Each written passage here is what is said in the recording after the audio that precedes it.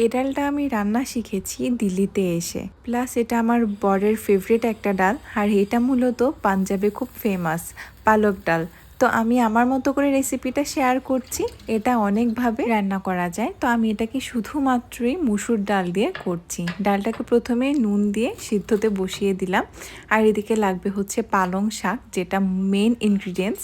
তো এখানে পালং শাকের ডাঁটিগুলো কেটে আমি আলাদা করে রাখছি ধোয়ার জন্য। আর পেঁয়াজ কুচি কুচি করে নিচ্ছি। আমি এখানে একটা বড় পেঁয়াজ ইউজ করেছি, আর বেশ কিছুটা রসুন থেতো করে নিয়েছি। এই ডালে না থেতো রসুনটা দিলেই ফ্লেভারটা বেশ ভালো আসে। আর হ্যাঁ, ডালটা একদমই ফুল সিদ্ধ করা যাবে না, এটাকে আধো ভাঙা করে সিদ্ধ করতে হবে। আর এদিকে ফোড়নে দিয়ে দিলাম শুকনো লঙ্কা আর গোটা জিরে।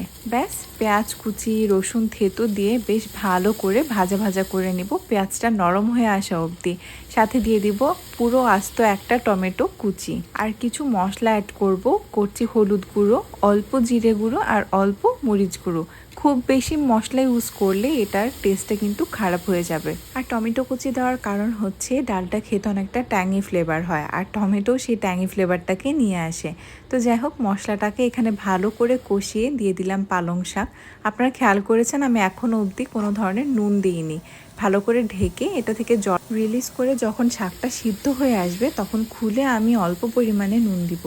ব্যাস, দেখতেই পাচ্ছেন আমার পুরো সব কিছু একেবারে ভাজা ভাজা হয়ে গেছে। দেন লাস্টে দিব ডাল।